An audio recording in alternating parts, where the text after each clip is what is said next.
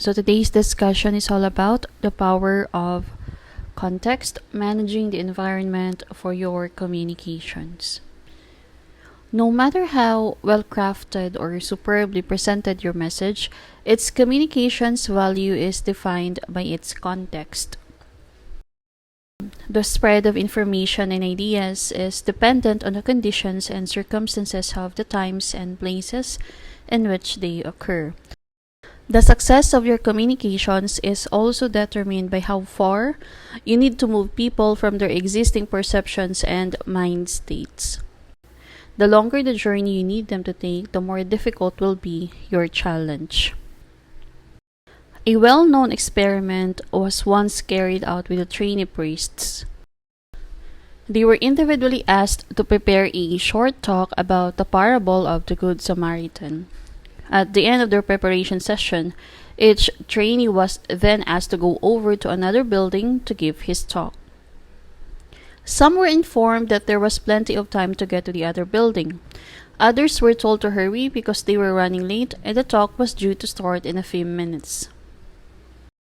En route to the talk, the experimenters had placed an actor slumped on the ground, head down, eyes closed, moaning and coughing. In the experiment, 63% of the group who had plenty of time stopped to help the man, while only 10% of the group who were told they were late stopped to help. Evidently, the convictions of your heart and the actual contents of your thoughts are less important in guiding your actions than the immediate context of your behavior. Communicators need to take into account and manage the context in which any message is delivered. Most practitioners, when reflecting on earlier successful work, tend to suffer from a retrospective myopia, where it was the quality of their genius or good practice that marked out the success of a campaign, rather than the reality of its being greatly assisted by its context.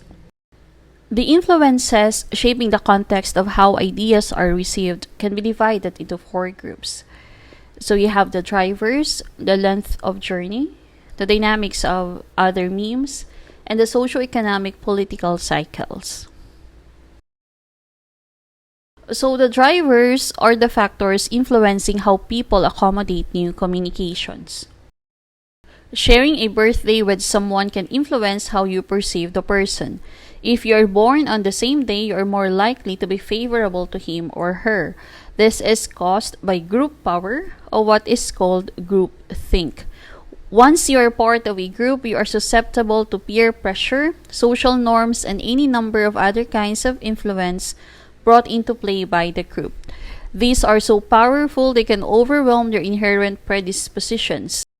The novelist Kurt Vonnegut coined the name granfalloons, meaning proud and meaningless associations of human beings. It describes a minimum group paradigm, where individuals are formed into groups on the most trivial and inconsequential criteria imaginable. In groupthink, there are 2 basic psychological processes at work. The group first provides the paradigm for making sense of the world. Differences between groups are exaggerated, and similarities within the group emphasized. Second, social groups are a source of self-esteem and pride.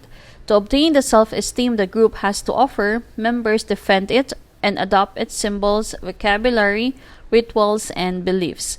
If you accept you are part of the same granfalloon, you have strong motivation to defend the group, even if the shared element is something as inconsequential as the same birth date.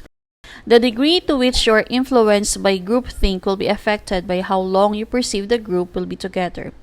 If there is a long-term commitment, people tend to compromise more because they know they will have another chance over the long term to compensate for any immediate shortcoming. If it is a short-term relationship, you will tend to be less flexible, as you might not be around to get a chance to redress the balance. The skilled public relations communicator will seek to harness potential groupthink, first by establishing rapport, a commonality of interest with the target, and second by harnessing relevant group symbols to further the message. Second, we have the length of journey, the power of half steps.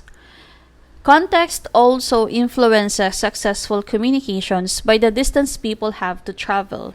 This is in terms of moving from their existing mental maps to any new perceptions as a result of your communication. We have key influences which shape the context of communications journeys. These are the emergence theory, the win-win thinking, the systems feedback, and contextual influencers, which is also divided into horn and halo effects, inoculation, and commonality. How far do you want to move people from their existing perceptions and mind states? The longer the journey you need them to take, the more difficult will be your challenge. If there is a simple, low resistance path to an action, people are far more likely to adopt it. Imitation is one of the fundamental characteristics of a meme. It is much easier to copy something if the new request is similar to what is there already. The overall impact and success of a communication is fundamentally determined by its connectivity and close proximity to its potential host environment. The size of gap between your new communication and its context will crucially determine its meme viability. How does any community emerge? Is it through a well-defined, ordered plan? How does an ant in an ant colony know about the well-defined role it has to play to support the wider good of the colony? Why are towns and cities structured by social class, with their working class areas and affluent neighborhoods? These networks are not created by design, but are shaped by the emergent properties within them.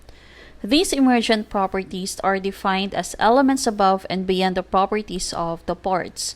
You cannot predict the properties of a complete system by taking it to pieces and analyzing its parts. Knowledge is gained through analysis. Understanding is reached through synthesis of understanding the interdependence of different parts. You would not, for example, define a cat by dissecting it and examine and catalog each of its parts. The living quality and dynamic of the animal is much more than its parts.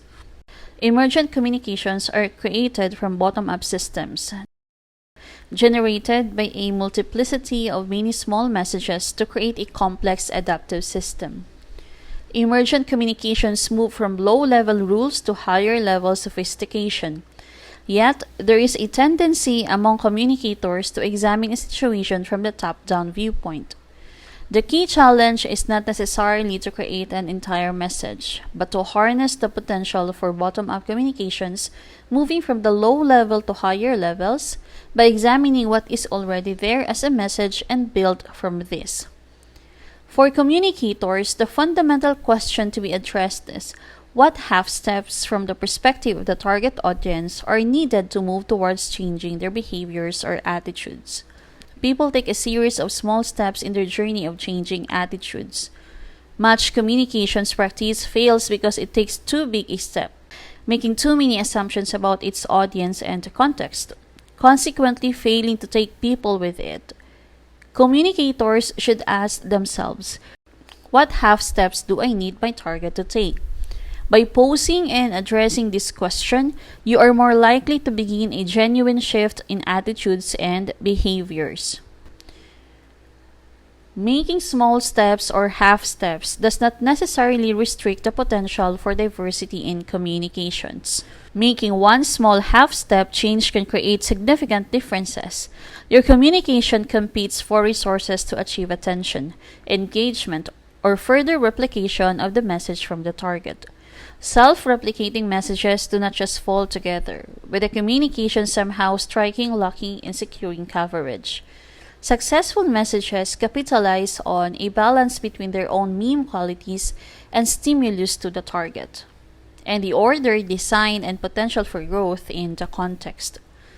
You need just the right sort of order with just the right mix of freedom and constraint, growth and decay, rigidity and fluidity for development to occur. You need a world where growth is possible, yet not too explosive, where higher order things can move and change and also retain their identity over time. For any communication to survive, it has to succeed in an environment where the message must make sufficient impact on its target. Otherwise, it will not be adopted. The message goes alongside numerous other competing messages, crowding out its potential to get registered and be sustainable. We also have the win-win thinking. Effective communicators adopt a philosophy of seeking win-win solutions with their target audience. Win-win is a frame of thinking that works to achieve mutual benefits in all transactions, where solutions are beneficial to both sides. The win-win communicator seeks to make all parties feel good about their decision and committed to cooperation with him or her on a quest. Win-win is not achieved at the expense or through exclusion of the success of others. Most people, however, tend to think in competitive win-lose terms. There are specific instances where win-lose thinking is required, such as in a competitive event. Someone has to win, yet most of life is not a competition. How helpful is it to think, who is winning in my marriage? Or who among my colleagues is winning at the expense of my interests? An abundance mentality recognizes there is plenty in the world for everyone. People with a scarcity mentality have a difficult time sharing recognition, credit, power, or profit. Most of life is interdependent. Human society is underpinned by a philosophy of reciprocal altruism. You do good to others as you expect others to respond likewise. In the long run, everyone gains. By thinking, practicing, and communicating win-win, you are minimizing the steps other people need to take to advance your interests. They do not have to make major steps to abandon their own interest in order to advance your cause. Next, we have the system's feedback. All communications take place within a system. Your communications are not just in a linear pattern where you say something to your target and the reaction marks a cul-de-sac in the whole relationship. Every action has a reaction and will affect the power meme in some way. Systems have two basic types of feedback.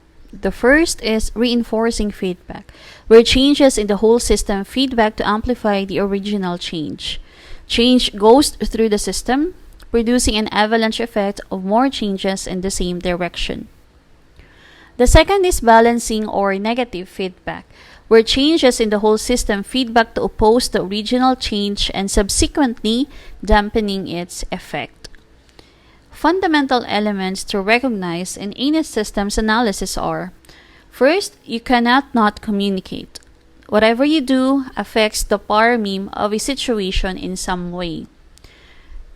Communication is at two levels, containing both content and an interface in your relationships.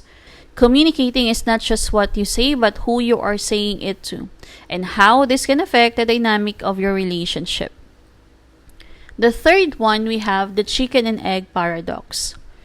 Communications does not take place in a vacuum, but rather in a pyramid, with a legacy of earlier communications and the potential for new memes to be created.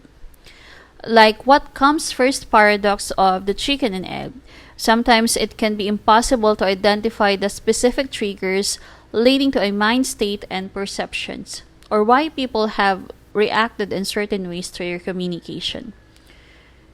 We also have communication transactions are between equals or non-equals. You need to take into account the relative status of the partners in the relationship and how this in turn impacts on the communication. Lastly, we have leverage is possible in the system if you know where to intervene to get maximum response from the least effort. The question to ask when examining any system is, what is stopping the change?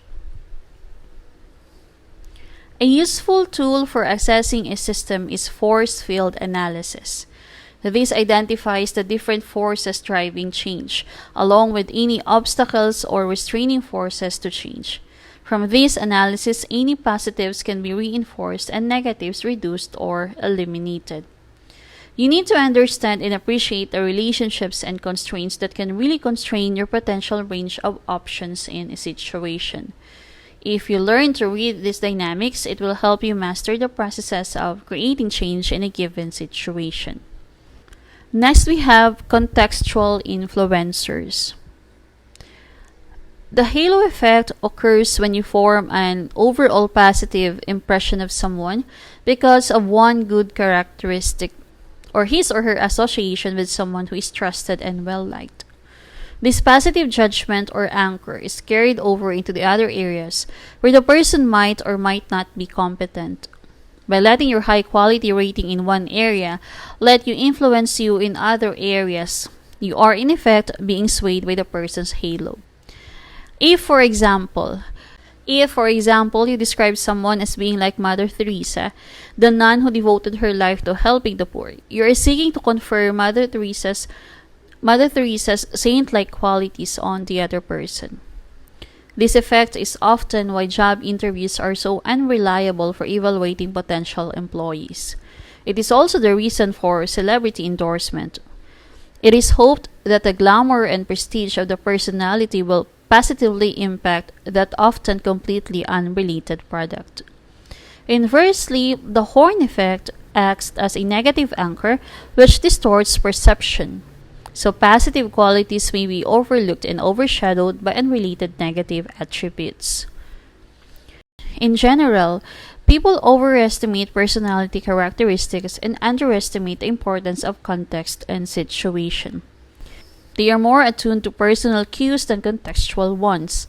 As a communicator, you need to ask, what potential benefits can I gain through linking my communication with someone else whose halo can benefit my cause? Alternatively, what horn effect can you create for those opposing you? Next, we have inoculation. You can prepare your targets for your message by pre-positioning them by actively identifying any existing preconceptions, counter-arguments, or prejudices. Rather, as a medical inoculation works by injecting the subject with a small dose of the contrary material, its communications counterpart uses exactly the same process. Negative views are expressed and factually contextualized. Build commonality. If you establish a commonality with your target, you can then use this as a platform for any contrary information. It is very hard to disagree with someone who is ostensibly agreeing with you.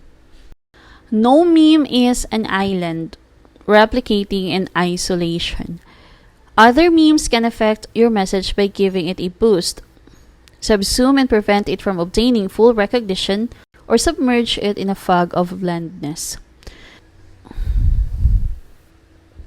We have what we call the booster memes. Your meme could serve other interests. The synergies between the different memes could boost your meme. This tends to happen where you get two memes which happen to be physically tied together, so they always tend to replicate together. A good example is the wedding march music at Christian English weddings. No one insists that this should be the musical entree at the ceremony. Somehow, it has become the considered norm for the event. Suffocator memes. A rival meme representing a different interest could seek to assert itself and effectively suffocate your message. Bland memes. Your individual message could be masked by a sea of other similar and distinguishable memes to effectively render your message bland. The clutter of competing messages in your marketplace creates a bland porridge of Me Too messages. Your particular meme is indistinct and subsequently overlooked. Lastly, we have the socio-economic political cycles. Communicators operate in environments shaped by social, economic, and political factors. These strands do not operate as a continuum but rather in a series of cycles, operating in different timescales. The convergence of these cycles can create a climate of opinion, an environment conducive to certain cultural activity taking place in a particular period. On a macro scale, when you communicate your message, there will be similar macro social, economic, and political factors at play, not just mirroring global trends, also exercising similar dynamics on a packet size scale. Budgets might or might not be available. The political buy-in of particular managers could be crucial. Fashion specific to your marketplace could be out of sync with your specific idea. On a much smaller scale, no matter how good your performance as a communicator, the time might just not be right for your particular communications.